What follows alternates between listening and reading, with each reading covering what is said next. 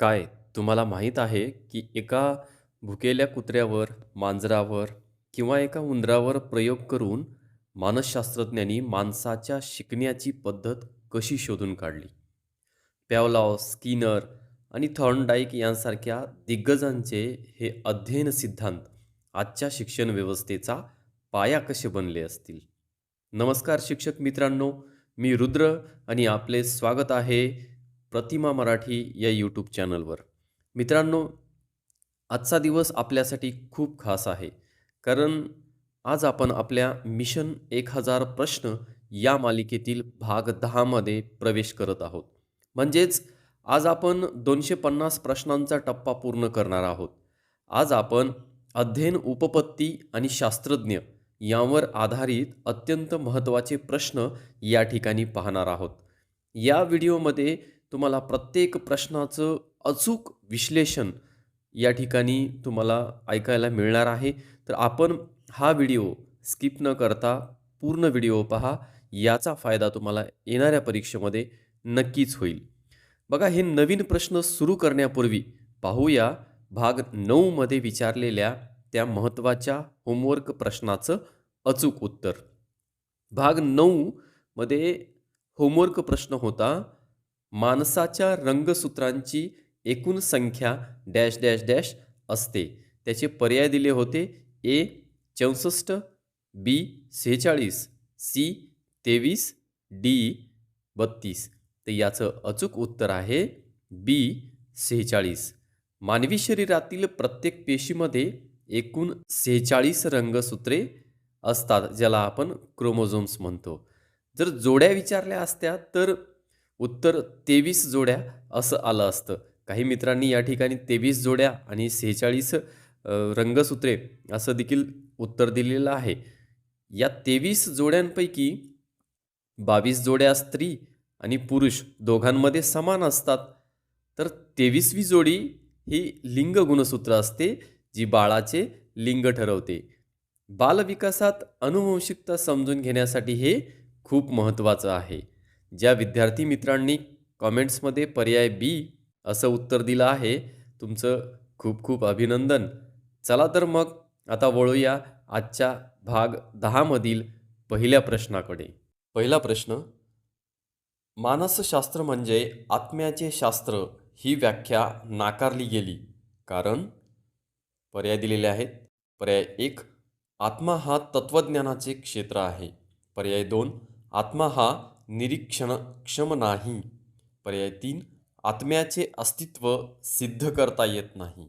आणि पर्याय 4, आत्म्याच्या संकल्पनेविषयी वाद नाही. असे पर्याय दिलेले आहेत. बघा, प्रश्न आपल्याला जो विचारला आहे तो व्यवस्थित समजून घ्यायचा आहे. यामध्ये असं विचारलंय की मानसशास्त्र म्हणजे आत्म्याचे शास्त्र ही जी व्याख्या आहे ती नाकारली आहे आणि त्याचं कारण आपल्याला या ठिकाणी द्यायचं आहे. मानसशास्त्र म्हणजे आत्म्याचे शास्त्र ही व्याख्या प्रामुख्याने आत्मा हा निरीक्षणक्षम नाही, म्हणजे तो अमूर्त आहे. त्या अमूर्त असल्याने प्रयोगाद्वारे तो अभ्यासता येत नाही आणि त्याचे जे अस्तित्व आहे ते सिद्ध करता येत नाही, या कारणांमुळे नाकारली गेली. ही व्याख्या वैज्ञानिक निकषांवर अयोग्य ठरली कारण विज्ञानाला केवळ प्रत्यक्ष पुरावे हवे असतात. बघा, आत्मा हा निरीक्षणक्षम नाही असं का बरं? हं? आत्म्याचे प्रत्यक्ष निरीक्षण किंवा प्रयोगशाळेत मापन करता येत नाही. त्यामुळे ही व्याख्या वैज्ञानिक दृष्टिकोनातून बाद झालेली आहे आणि आत्म्याचे अस्तित्व जे आहे ते सिद्ध करता येत नाही. आत्म्याच्या स्वरूपाविषयी कोणतीही खात्रीशीर किंवा वैज्ञानिक माहिती आपल्याला म्हणजे उपलब्ध नाही. त्यामुळं पर्याय 2 आणि 3 दोन्हीही या ठिकाणी तांत्रिकदृष्ट्या बरोबर आहेत. पण वैज्ञानिक अभ्यासाच्या दृष्टीने आत्मा निरीक्षणक्षम नसल्यामुळे तो विज्ञानाचा विषय होऊ शकत नाही, हे प्रमुख कारण आहे. बघा, पर्याय कुठं दिलेला आहे बघा, कितीमध्ये? आत्मा निरीक्षणक्षम नाही. तर पर्याय 2 याचं अचूक उत्तर आहे. आपल्याला समजलं असेल, प्रत्येक प्रश्न आपण अशाच पूर्ण विश्लेषणासह पाहणार आहोत. त्यामुळे व्हिडिओला बिलकुल स्किप करू नका. कारण तुमचा एका प्रश्नामध्ये खूप सारा अभ्यास होणार आहे. पुढील प्रश्न, शैक्षणिक मानसशास्त्राला शिक्षणाचे शास्त्र म्हणतात. कारण इथं पण कारण विचारलेलं आहे. पहा, पर्याय दिलेले आहेत. पर्याय 1, त्यात प्राणी व विद्यार्थ्यावरील प्रयोग असतात. पर्याय 2, विद्यार्थी वर्तनाच्या आकलनासाठी आवश्यक पद्धतशीर माहिती शिक्षकांना पुरविते. पर्याय 3, वर्गामध्ये काय केले पाहिजे याच्या सूचना शिक्षकांना देते. आणि पर्याय 4, त्यांची मांडणी मानसशास्त्रज्ञांनी केली आहे. बघा, शैक्षणिक मानसशास्त्राला शिक्षणाचे शास्त्र म्हणतात. कारण ते विद्यार्थी वर्तनाच्या आकलनासाठी आवश्यक पद्धतशीर माहिती शिक्षकांना पुरवित असते. म्हणजे या ठिकाणी पर्याय 2 याचं अचूक उत्तर आहे. विद्यार्थ्यांचे वर्तन आणि विकासाचे टप्पे आपल्याला या ठिकाणी समजून घेता येतात. अध्ययन अध्यापन प्रक्रिया अधिक प्रभावी आणि वस्तुनिष्ठ बनवण्यासाठी देखील अत्यंत महत्त्वाचं आहे. आणि विद्यार्थ्याच्या वैयक्तिक गरजा, त्यांच्या क्षमता ज्या आहेत त्याच्यानुसार म्हणजे शिकविण्याच्या ज्या पद्धती आहेत त्यासुद्धा ठरवण्यासाठी शैक्षणिक मानसशास्त्र जे आहे ते अत्यंत महत्त्वाचं आहे. हे शास्त्रीय दृष्टिकोन आणि शैक्षणिक ज्या समस्या आहेत त्याचं निराकरण करण्यास शिक्षकांना अत्यंत सक्षम असं बनवत असतं. त्यामुळे पर्याय 2 याचं अचूक उत्तर आहे. बघा आता पुढील प्रश्न, मानवी मनाचा किती टक्के भाग हा अबोधावस्थेत असतो? या ठिकाणी पर्याय दिलेले आहेत. पर्याय 1, 80, 2, 10, 3, 70 आणि 4, 50. तर मानसशास्त्रातील बघा, सिग्मंड फ्राईड या शास्त्रज्ञांनी हिमनग सिद्धांत सांगितला होता, है ना. आइसबर्ग थेरी, मानवी मनाचा 90% भाग जो आहे तो बोधावस्थेत म्हणजेच अनकॉन्शियस माइंड असतो, है ना. आपण शब्द ऐकला असेल अनकॉन्शियस माइंड.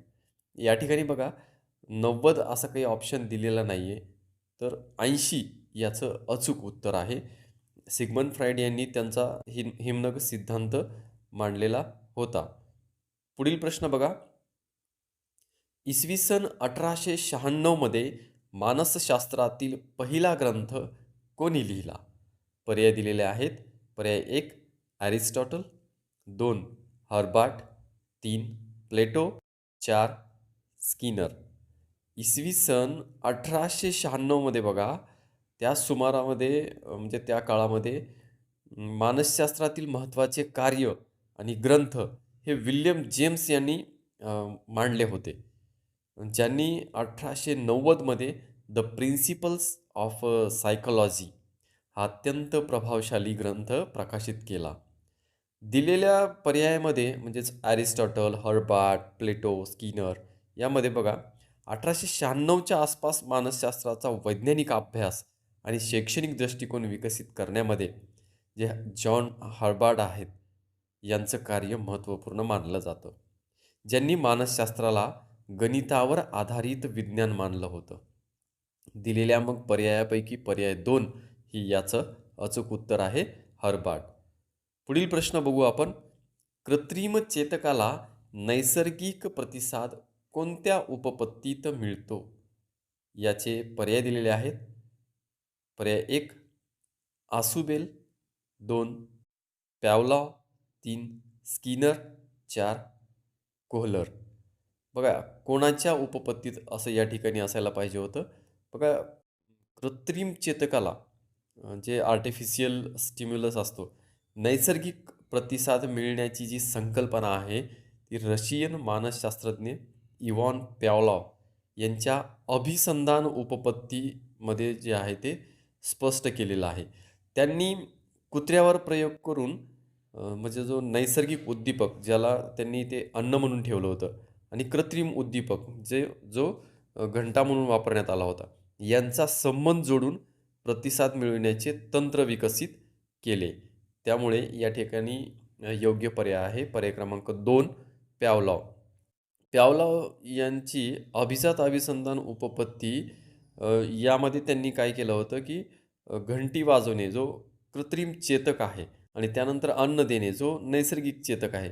असे अनेकदा केल्यानंतर फक्त घंटी वाजल्यावर कुत्रा लाळ सोडतो. म्हणजेच नैसर्गिक प्रतिसाद देतो, है ना? म्हणजेच तो काय करतो, कृत्रिम चेतकाला नैसर्गिक प्रतिसाद देतो. अशा प्रकारचा एक त्यांनी प्रयोग केला होता. पुढील प्रश्न, प्रायोगिक मानसशास्त्राचे जनक कोण आहेत? पर्याय दिलेले आहेत. पर्याय 1 Aristotle, 2 William Jones, 3 William Wundt, 4 J B. Watson. प्रायोगिक मानसशास्त्राचे जनक विल्यम वुंट हे आहेत. त्यांनी 1879 मध्ये जर्मनीतील लिप्झिग विद्यापीठात पहिली मानसशास्त्रीय प्रयोगशाळा स्थापन केली. ज्यामुळे मानसशास्त्राला एक स्वतंत्र विज्ञान म्हणून ओळख मिळाली होती. त्यामुळं याचं अचूक उत्तर आहे पर्याय क्रमांक 3 विल्यम वुंट. पुढील प्रश्न, अवबोधावस्थेचे शास्त्र म्हणजे मानसशास्त्र अशी व्याख्या डॅश डॅश डॅश यांनी केली. पर्याय दिलेले आहेत. पर्याय 1 वॅटसन, 2 मॅकड्युगल, 3 क्युटिलियन आणि 4 क्राईड. प्रश्न बघा, असे प्रश्न तुम्हाला परीक्षेमध्ये येतात. त्यामुळे हे प्रश्न व्यवस्थित समजून घ्या आणि याचा सराव पुन्हा पुन्हा करा. अवबोधावस्थेचे शास्त्र म्हणजे मानसशास्त्र अशी व्याख्या मुख्यत्वे विल्यम वुंट यांनी केली आहे. त्यांनी बघा बोधात्मक अनुभवांचा वैज्ञानिक अभ्यास यावर भर दिला. दिलेल्या पर्यायांपैकी थेट व्याख्या करणारा असा कोणताही पर्याय या ठिकाणी म्हणजे अचूक आहे असं वाटत नाही. परंतु बोधावस्थेच्या अभ्यासाशी संबंधित विचार ई.बी. टिचनर यांनी मांडलेले आहेत. William Wundt's, E B. Titchener, McDougall. McDougall यांनी काय केलं, की मानसशास्त्र हे मानवी मनाचं अनुभव मिश्रित व वर्णनात्मक शास्त्र आहे अशी व्याख्या केली होती, जी मनाच्या अभ्यासाशी संबंधित आहे. तर मग आता या ठिकाणी दिलेले जे पर्याय आहेत, त्यामध्ये आपल्याला खरं तर विल्यम वुंट किंवा अ, त्यांचे शिष्य ई.बी. टिचनर हा एक पर्याय पाहिजे होता, परंतु पर्यायामध्ये तसं काही दिसत नाही आहे. पुढील प्रश्न, पठारावस्थेचे कारण खालीलपैकी नाही. अ. अभिरुची कमी, ब. कंटाळा, क. कौशल्याचा कठीण भाग असल्यास प्रगती खुंटते, ड. चुकीच्या सवयी. आणि याचे मुख्य पर्याय दिलेले आहेत. पर्याय 1 अ व ब, 2 ड व क, 3 फक्त ड आणि 4 यापैकी नाही. तर पुढे बघा, याचं अचूक उत्तर जर काढायचं आहे आपल्याला, तर पठारावस्था जी आहे, म्हणजे पठारावस्था म्हणजे शिकण्याच्या प्रक्रियेत प्रगती थांबते किंवा मंदावते. अभिरुची त्या ठिकाणी कमी होणे, कंटाळा येणे, कठीण भाग असणे आणि चुकीच्या सवयी हे सर्व पठारावस्थेची प्रमुख कारणे आहेत. त्यामुळे यापैकी कोणतीही गोष्ट आपल्याला जे दिलेत पर्याय, त्यापैकी कोणतीही गोष्ट कारण नाही असे म्हणता येणार नाही. जेच पठारावस्थेचं कारण खालीलपैकी नाही असं विचारलं होतं. तर त्यामुळे सर्व काही कारणे जे आहेत ते पठारावस्थेची दिलेली आहेत. त्यामुळं पर्याय क्रमांक 4 यापैकी नाही हे योग्य उत्तर आहे. अभिरुची कमी असणे म्हणजे शिकण्यामध्ये रस नसेल तर त्यावेळेस प्रगती थांबते किंवा एखाद्या विद्यार्थ्याला कंटाळा आला, शिकण्याचा कंटाळा आल्यास देखील प्रगती थांबते. कौशल्याचा समजा एखादा कठीण भाग आला असेल, अवघड भाग आल्यावर देखील प्रगती काही वेळापुरती तात्पुरती थांबत असते आणि काही वेळेस चुकीच्या सवयीमुळे देखील प्रगती जी आहे म्हणजे चुकीच्या पद्धतीनं जर शिकलो तर त्यावेळेस पण प्रगती खुंटते. वरील म्हणजे सर्व जे पर्याय आहेत त्यानुसार बघा पर्याय क्रमांक 4 हे योग्य उत्तर आहे. पुढील प्रश्न, अध्ययन प्रक्रियेच्या स्वरूपात खालील घटकांचा समावेश होत नाही. पर्याय 1 उद्दिष्टे, पर्याय 2 प्रेरणा, पर्याय 3 विश्लेषण, पर्याय 4 शोधन. या ठिकाणी तुम्ही गेस करू शकता, तुम्ही याचं उत्तर मला कॉमेंट बॉक्समध्ये नक्की सांगा, की अध्ययन प्रक्रियेच्या स्वरूपात खालील घटकांचा समावेश होत नाही. अध्ययन प्रक्रिया जी आहे ती ही निरंतर चालणारी प्रक्रिया आहे, ज्यामध्ये उद्देश, प्रेरणा आणि विश्लेषण हे महत्त्वाचे टप्पे मानले जातात. परंतु शोधन हा घटक थेट अध्ययन प्रक्रियेच्या म्हणजे अंतर्गत टप्प्यांमध्ये तो प्रामुख्याने समाविष्ट होत नाही. म्हणजे उद्दिष्टे, प्रेरणा, अनुदेशन, मूल्यमापन हे प्रमुख टप्पे आहेत. उद्दिष्टे जे आहेत ती अध्ययनाची दिशा ठरवतात आणि प्रेरणा अध्ययनासाठी विद्यार्थ्याला प्रवृत्त करत असतात आणि विश्लेषण जे आहे ते अध्ययनातील उणिवा आणि प्रगती समजण्यास मदत करत असतात. तर शोधन जे आहे ते सामान्यतः शिक्षण प्रक्रियेच्या मूलभूत टप्प्यांपेक्षा संशोधन किंवा तपासणीच्या प्रक्रियेशी अधिक संबंधित आहे. त्यामुळे योग्य उत्तर जे आहे ते पर्याय क्रमांक 4 शोधन हे आहे. पुढील प्रश्न, शैक्षणिक मानसशास्त्र हे डॅश डॅश डॅश आहे. या ठिकाणी पर्याय 1 वर्णनात्मक, 2 उपयोजनात्मक, 3 वास्तववादी, 4 वरील सर्व. तर याचं अचूक उत्तर आहे पर्याय क्रमांक 2 उपयोजनात्मक. शैक्षणिक मानसशास्त्र हे उपयोजनात्मक आहे. पुढील प्रश्न, अध्ययनात कसे बदल घडतात? तर पर्याय दिलेले आहेत. पर्याय 1 तुरळक, 2 कायमस्वरूपी, 3 अशाश्वत आणि 4 वरील सर्व. तुम्हाला लक्षात आलं असेल याचं उत्तर. कमेंटमध्ये नक्की सांगा. अध्ययनात कसे बदल घडत असतात? तर जागतिक मानसशास्त्राच्या नियमानुसार अध्ययनामुळे होणारे बदल हे कायमस्वरूपीच असतात. परमनंटली तो बदल घडत असतो. अध्ययनाची व्याख्याच अशी केली जाते की सरावामुळे किंवा अनुभवामुळे वर्तनात होणारा म्हणजे तुलनेने कायमस्वरूपी बदल म्हणजेच अध्ययन होय. त्यामुळे योग्य उत्तर जे आहे ते पर्याय क्रमांक 2 कायमस्वरूपी हे आहे. पुढील प्रश्न, अध्ययन ही डॅश डॅश डॅश चालणारी प्रक्रिया आहे. पर्याय 1 सतत, 2 अखंडित, 3 आजीवन आणि 4 वरील सर्व. एकदम सोपा प्रश्न आहे. योग्य उत्तर आहे याचं पर्याय क्रमांक 4 वरील सर्व. कारण बघा, अध्ययन ही सतत, अखंडित आणि आजीवन चालणारी प्रक्रिया आहे. मनुष्य जन्मापासून तो मृत्यूपर्यंत काही ना काही शिकतच असतो. आपण म्हणतो की मनुष्य हा शेवटपर्यंत विद्यार्थीच असतो. कारण तो काही ना काही शिकतच असतो. त्यामुळे तिन्ही पर्याय जे आहेत ते योग्य आहेत. पुढील प्रश्न, अध्ययनातील बदल डॅश डॅश डॅश असतात. पर्याय दिलेले आहेत. 1 कायमस्वरूपी, 2 प्रगतीसूचक, 3 1 व 2 आणि पर्याय 4 यापैकी नाही. याचं अचूक उत्तर बघा पर्याय क्रमांक 3 असं आहे. कारण 1 व 2 म्हणजेच कायमस्वरूपी आणि प्रगतीसूचक हे जे आहे ते याचं उत्तर आहे. कायमस्वरूपी म्हणजे अध्ययनामुळं वर्तनामध्ये होणारे जे बदल असतात ते सरावामुळं किंवा अनुभवामुळं घडतात आणि ते दीर्घकाळ टिकणारे असतात. आणि प्रगतीसूचक म्हणजे सांगायचं झालं तर अध्ययन ही एक निरंतर चालणारी प्रक्रिया असून त्यातून व्यक्तीची प्रगती आणि विकास होत असतो.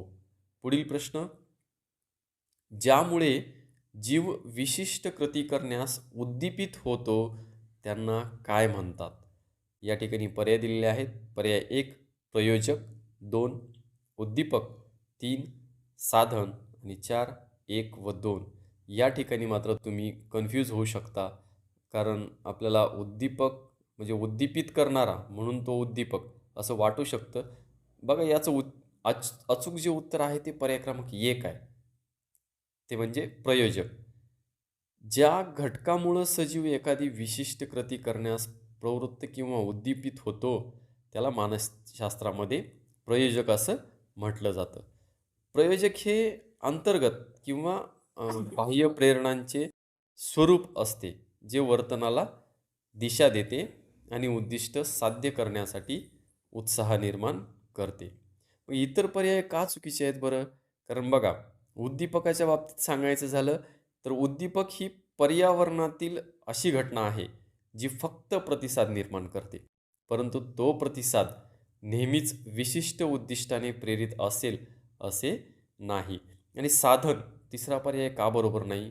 कारण बघा साधन म्हणजे ध्येय गाठण्यासाठी जी वापरलेली वस्तू किंवा पद्धत असते, ती पद्धत किंवा ती कृतीची जी म्हणजे ती मूळ प्रेरणा नसते.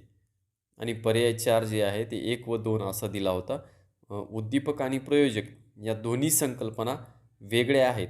वाटायला सारख्या वाटू शकतात, परंतु वेगळ्या आहेत. त्यामुळे हा पर्याय देखील या ठिकाणी लागू होत नाही. काही पुस्तकांमध्ये उद्दीपक हा शब्द म्हणजे याचं उत्तर दिलेलं आहे. पण हा शब्द अशा प्रकारे वापरला जातो, म्हणजे विशेषतः जेव्हा बाह्य पर्यावरणातून मिळणारा जो प्रतिसाद आहे, त्याचा विचार केला जातो.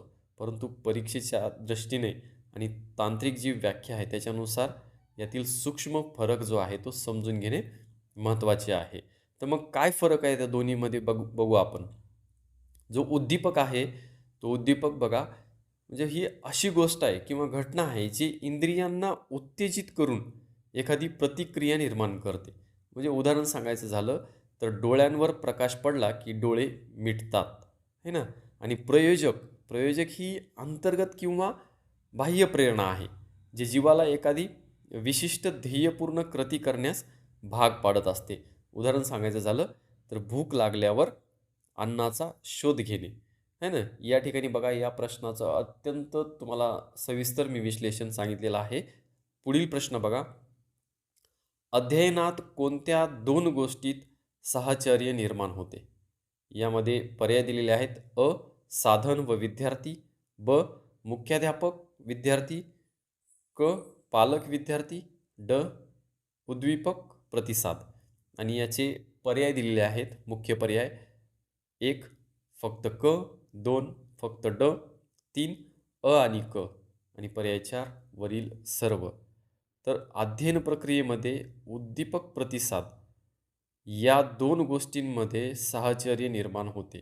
मानसशास्त्रीय सिद्धांतानुसार शिकणे म्हणजे विशिष्ट उद्दीपकास योग्य प्रतिसाद देण्याची सवय लावणे. म्हणून योग्य उत्तर जे आहे ते पर्याय क्रमांक 2 फक्त ड.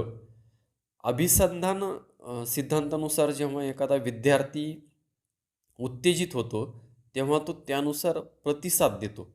या प्रक्रियेत उद्दीपक आणि प्रतिसाद यांच्यात संबंध निर्माण होऊन अध्ययन घडत असते. साधन, मुख्याध्यापक, पालक हे इतर जे पर्याय आहेत, हे शिकण्याच्या प्रक्रियेतील घटक असू शकतात, परंतु त्यांचा थेट जो संबंध आहे, तो साहचर्य निर्माण होऊन म्हणजे अध्ययनात होत नाही. पुढील प्रश्न बघा. अभिजात अभिसंधान उपपत्ती कशावर आधारित आहे? पर्याय दिलेले आहेत. अ. साहचर्य. ब. प्राणी. क. संवेदना. ड. प्रतिसाद. आणि मुख्य पर्याय आहेत. पर्याय 1 ब आणि ड. 2 फक्त क. 3 फक्त अ. आणि 4 वरील सर्व. अभिजात अभिसंधान उपपत्ती जी इव्हॉन पॅव्लॉव यांनी मांडली, प्रामुख्याने साहचर्य, ज्याला आपण असोसिएशन, यावरती आधारित आहे. यामध्ये 2 उद्दीपकांमध्ये म्हणजेच उद्दीपक आणि दुसरा उद्दीपक साहचर्य निर्माण करून नैसर्गिक प्रतिसाद मिळवला जातो. त्यामुळे या प्रश्नाचं अचूक उत्तर आहे पर्याय क्रमांक 3 फक्त अ. साहचर्य. साहचर्य ही उपपत्ती नैसर्गिक उद्दीपक जे अन्न आणि तटस्थ उद्दीपक म्हणजे घंटा आहे ना, जो त्या कुत्र्याचा जो प्रयोग आहे ना, यांच्यातील साहचर्यावर आधारित आहे. पॅवलॉवनं काय केलं? कुत्र्यावर प्रयोग केला. पण उपपत्तीचं तत्व काय? सहचर्य. साहचर्य जे आहे ते ते तत्व होतं आणि प्रतिसाद काय? तर हे अभिसंधानाचं फलित आहे, आधार नाहीये. पुढील प्रश्न बघा. सर्व परिस्थितीचा विचार करून समस्येचा योग्य ठाव घेऊन उपलब्ध मार्गाचा किंवा साधनाचा विचार करून त्यावर कृती घडली तर त्याला डॅश डॅश डॅश अध्ययन म्हणतात. पर्याय दिलेले आहेत. पर्याय 1 मर्मदृष्टी. 2 सोप्याकडून कठीणाकडे. 3 क्रमन्वित. 4 कृतीयुक्त. सर्व परिस्थितीचा विचार करून समस्येचा योग्य ठाव घेऊन उपलब्ध मार्गाचा व साधनांचा विचार करून जर कृती घडली तर त्याला मर्मदृष्टी अध्ययन असे म्हणतात. त्यामुळं याचं अचूक उत्तर आहे पर्याय क्रमांक 1 मर्मदृष्टी. या पद्धतीत अचानक समस्येचे निराकरण सुचते आणि सर्व परिस्थितीचा समग्र विचार केला जातो. त्यामुळं उत्तर जे आहे ते मर्मदृष्टी. पुढील प्रश्न बघा. योग्य जोड्या लावा. या ठिकाणी शास्त्रज्ञ आणि उपपत्ती दिलेले आहेत. पहिली उपपत्ती मर्मदृष्टीमूलक अध्ययन, दुसरी प्रयत्नप्रमाद उपपत्ती, तिसरी अभिजात अभिसंधान उपपत्ती आणि चौथी साधक अभिसंधान उपपत्ती. आणि दुसऱ्या ग्रुपमध्ये दिलेले आहेत बघा. अ. स्किनर, ब. पॅवलॉव, क. थॉर्नडाईक, ड. कोहलर. आणि त्याचे पर्याय दिलेले आहेत. पर्याय 1 स्क्रीनवर बघू शकता. म्हणजे पहिल्याचं अ, दुसऱ्याचं ब, तिसऱ्याचं क, चौथ्याचं ड. दुसरा पर्याय दिला. पहिल्याचं ड, दुसऱ्याचं क, तिसऱ्याचं ब, चौथ्याचं अ. आणि तिसरा पर्याय पहिल्याचं अ, दुसऱ्याचं ब, तिसऱ्याचं ड, चौथ्याचं क. आणि चौथा पर्याय पहिल्याचं क, दुसऱ्याचं ड, तिसऱ्याचं अ आणि चौथ्याचं ब. तर तुम्ही या ठिकाणी जोड्या व्यवस्थित लावायच्या आहेत. जोड्या कशा लावायच्या बघा तुम्हाला सांगतो त्या कशा आहेत. मर्मदृष्टीमूलक अध्ययन जे आहे ते कोहलर यांचं आहे ना. म्हणजे एक जो आहे एकचा काय ड, एकचा ड कुठं दिसतो बघा. डायरेक्ट तुम्हाला पर्याय 2 म्हणजे लगेच टिक करायला येऊन जाईल. म्हणजे मर्मदृष्टीमूलक अध्ययन हे जरी तुम्हाला समजलं, तर तुम्हाला बाकी कुठलेही पर्याय वाचायची गरज लागणार नाही. कारण इतर पर्यायामध्ये कुठंच 1 साठी ड हे ऑप्शन दिलेलं नाही आहे. त्यामुळं डायरेक्ट तुम्ही टिक करू शकता. आणि प्रयत्न प्रमाद उपपत्ती जी आहे ती थॉर्नडाईक यांची आहे. आपल्या सर्वांना माहिती आहे. तर 2चं क. त्याच्यानंतर अभिजात अभिसंधान ही उपपत्ती पॅवलॉव यांची आहे, ज्यांनी कुत्र्यावर प्रयोग केला आहे ना. तर ते त्याचं आहे 3चं ब. आणि साधक अभिसंधान ही जी उपपत्ती आहे ती स्किनर यांची आहे. त्यामुळे योग्य पर्याय जो आहे तो पर्याय क्रमांक 2. पुढील प्रश्न बघा. योग्य जोड्या लावा. इथे देखील तुम्हाला जोड्या लावायच्या आहेत. इथं शास्त्रज्ञ दिलेले आहेत आणि पुढे बघा काही पर्याय दिलेले आहेत. 1 बांडोरा, 2 Skinner, 3 Jerome Bruner, 4 David Ausubel. तर या ठिकाणी अध्ययन, अनुपदेशन, ब. ज्ञानलक उपपत्ती, त्याच्यानंतर क. साधक अभिसंधान आणि 4 सामाजिक निरीक्षणालक. तर या ठिकाणी योग्य जोड्या जुळवायच्या आहेत. पर्याय दिलेले आहेत. आपण स्क्रीनवर पाहू शकता. तर मी याचं उत्तर तुम्हाला सांगतो. बांडोरा जे आहे त्यांची सामाजिक निरीक्षणात्मक ही उपपत्ती. त्याच्यानंतर स्किनर क. साधक अभिसंधान म्हणजे 1चं ड, 1चं ड कुठं दिसतंय तर पर्याय 3 मध्ये दिसतंय. 1चं ड तो तुम्ही डायरेक्ट टिक करू शकता कारण इतर ऑप्शनमध्ये ड दिसत नाहीये. ही जी ट्रिक आहे ही थोडीशी लक्षात घ्या, की आपल्याला किमान याच्यामधले 1 किंवा 2 तरी माहीत असले पाहिजेत. त्यामुळे याच्यामध्ये आपल्याला हमखास मार्क्स मिळून जातात. जेरोम ब्रुनर यांचं आहे ज्ञानात्मक उपपत्ती. त्याच्यानंतर डेव्हिड आसुवेल अध्ययन, अनुपदेशन. त्यामुळं पर्याय जो आहे तो पर्याय क्रमांक 3 हा योग्य आहे. पुढील प्रश्न बघा. प्रगती न दिसणाऱ्या आलेख भागास म्हणतात. पर्याय दिलेले आहेत. पर्याय 1 अध्ययन वक्र, 2 समायोजन, 3 पठारावस्था, 4 प्रगती. तर याचं अचूक उत्तर बघा काय आहे. पर्याय क्रमांक 3 अध्ययन प्रक्रियेत विशिष्ट प्रयत्नानंतरही प्रगती न दिसणाऱ्या किंवा स्थिर झालेली प्रगती दर्शवणारा जो आलेख आहे त्या भागास पठारावस्था असे म्हणतात. ही अवस्था सूचित करते की शिकण्यात काही काळ प्रगती थांबलेली आहे. अध्ययन वक्राबद्दल सांगायचं झालं तर याचं अचूक उत्तर तर तुम्हाला सांगितलं मी. पर्याय क्रमांक 3 पठारावस्था. पण अध्ययन वक्र काय आहे? तर प्रगती आणि प्रयत्न यांचा जो आलेख आहे त्याला अध्ययन वक्र म्हणतात. आणि प्रगती जी आहे ते शिकण्याचा वेग वाढणे. या अवस्थेमध्ये बघा विद्यार्थी नवीन काही शिकत नाही किंवा त्याची प्रगती थांबलेली असते. त्याला आपण पठारावस्था असं म्हणतो. पुढील प्रश्न. शिक्षण व मानसशास्त्री यांतील उत्तम संबंध दर्शवणारे विधान म्हणजे डॅश डॅश डॅश होय.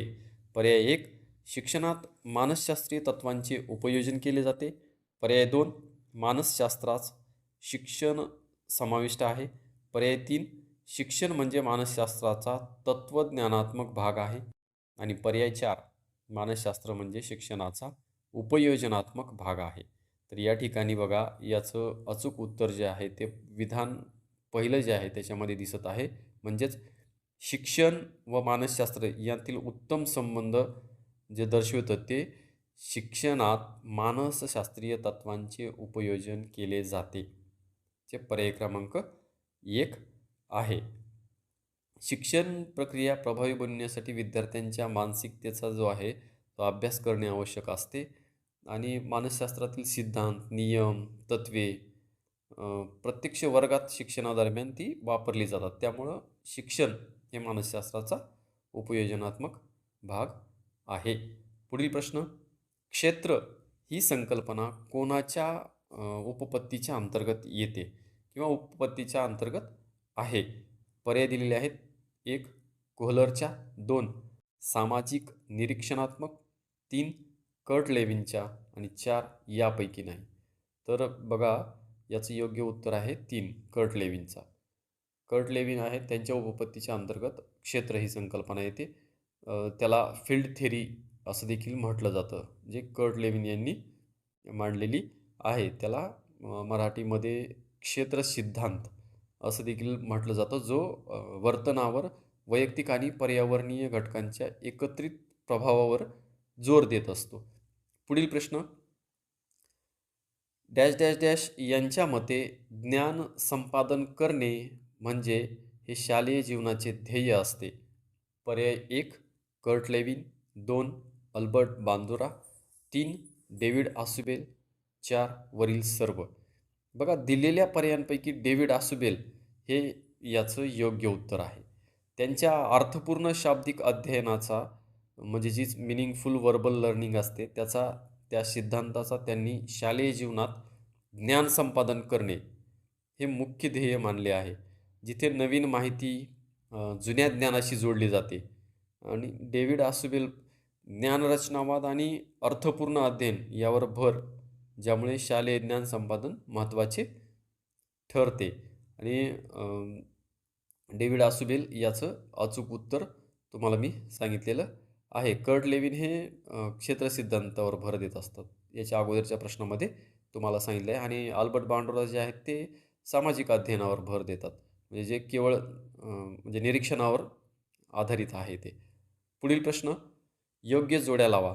या ठिकाणी बघा, अ आणि ब यामध्ये तुम्हाला हे दिसत आहेत. प्राणी म्हणजे ज्याच्यावर प्रयोग केला आणि शास्त्रज्ञ अशा 2 गोष्टीचं विभाजन आहे. पर्याय बघा, पर्याय दिलेले आहेत. 4ही पर्याय बघून घ्या. ह्याचं विश्लेषण मी तुम्हाला सांगतो, की नेमकं काय उत्तर आहे. मानसशास्त्रीय प्रयोग जे आहेत त्याच्या जोड्या इथं दिलेल्या आहेत. तर याचं अचूक उत्तर आहे पर्याय क्रमांक 1. पर्याय क्रमांक 1 याचं उत्तर आहे. बघा, चिंपांझी जे आहे ते कोहलर व कोफका त्यांनी काय केलं होतं, चिंपांझी ज्याचं नाव सुलतान होतं, म्हणजे कोणत्या चिंपांझीवर प्रयोग केला किंवा त्या चिंपांझीचं नाव काय होतं असाही प्रश्न बऱ्याच वेळेस विचारलेला आहे. तर त्या चिंपांझीचं नाव होतं सुलतान. त्यांनी मर्मदृष्टी प्रयोग केलेला आहे. आणि कबूतर बघा, स्किनर ज्यांना आपण BF स्किनर म्हणतो, यांनी कबुतरावर साधक अभिसंधान हा प्रयोग केलेला आहे. त्यानंतर कुत्रा, प्यावलाव यांनी, इवान प्यावलाव यांनी कुत्र्यावर अभिजात अभिसंधान हा प्रयोग केलेला आहे. त्यानंतर मांजर, थॉर्नडाईक यांनी म्हणजेच एडवर्ड थॉर्नडाईक यांनी मांजरावर प्रयत्नप्रमाद उपपत्तीचा प्रयोग जो आहे तो केलेला आहे. पुढील प्रश्न, डॉक्टर ब्लूम यांच्या प्रभुत्व संपादन उपपत्तीचा एक परिणाम म्हणजे? पर्याय दिलेले आहेत. पर्याय 1, स्वयं अध्ययनावर प्रेरणा. 2, प्रत्येक शाळेत या उपपत्तीचा वापर. 3, क्षमताधिष्ठित अध्यापन पद्धतीचा वापर. आणि 4, वरील सर्व.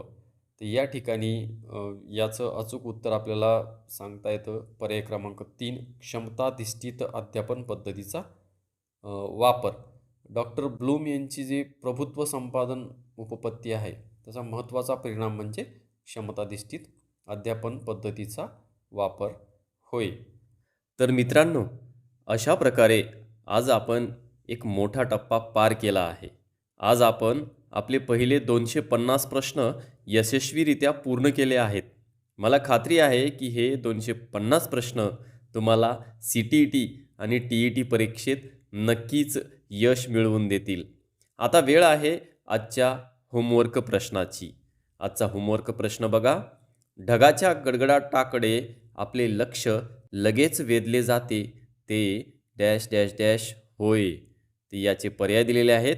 पर्याय 1 ऐच्छिक अवधान, 2 अभ्यस्त अवधान, 3 केंद्रित अवधान, 4 अनैच्छिक अवधान. याचं अचूक उत्तर कॉमेंट बॉक्समध्ये नक्की द्या आणि सर्वांनी याचं उत्तर देण्याचा प्रयत्न करा. मित्रांनो, जर तुम्हाला आजचा व्हिडिओ खरोखरच उपयुक्त वाटला असेल तर व्हिडिओला लाईक नक्की करा. आपल्या इतर शिक्षक मित्रांना हा व्हिडिओ शेअर करा आणि प्रतिमा मराठी यूट्यूब चॅनलला अजूनही तुम्ही सबस्क्राईब केलं नसेल तर आत्ताच सबस्क्राईब करा आणि बाजूचं बेल आयकॉन दाबा, म्हणजे तुम्हाला नवीन व्हिडिओ आला की त्याचं नोटिफिकेशन भेटेल. भेटूया लवकरच भाग 11 मध्ये. धन्यवाद. जय हिंद.